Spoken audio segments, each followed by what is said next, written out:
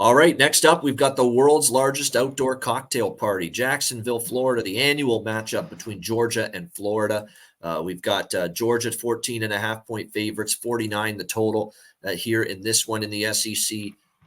Both teams off a bye. Who are you going to trust, Kirby Smart or Billy Napier? To me, I don't know. The coaching job's been subpar. I haven't been impressed, honestly. I thought he did a really good job with the Cajuns, but I think since he's been here with Florida, it's been a little underwhelming. Now, I know they got the win against South Carolina, but I think their defense has been kind of disappointing in some of these games. The Kentucky game stands out. The South Carolina game, we thought the defense was pretty good. They've had some shoddy performances.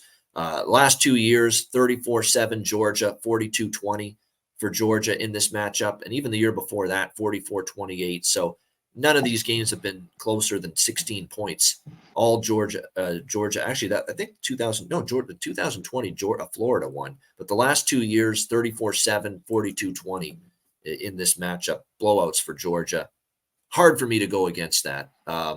Even though Georgia had a kind of a lackluster performance before their bye against Vanderbilt, kind of struggled, kind of went through the motions a bit. It's really betting and handicapping when you think Georgia's going to put their foot down and be on their game. Like, are we going to see the Kentucky Georgia where they rolled Kentucky, or are we going to see them, lackadaisical, lethargic, making mistakes, offense bogged down like they were against Vanderbilt for some of that game? I don't know. I think the good Georgia shows up. I don't know if I'll take Georgia, but I lean to lay in the points here. What do you think, Conor?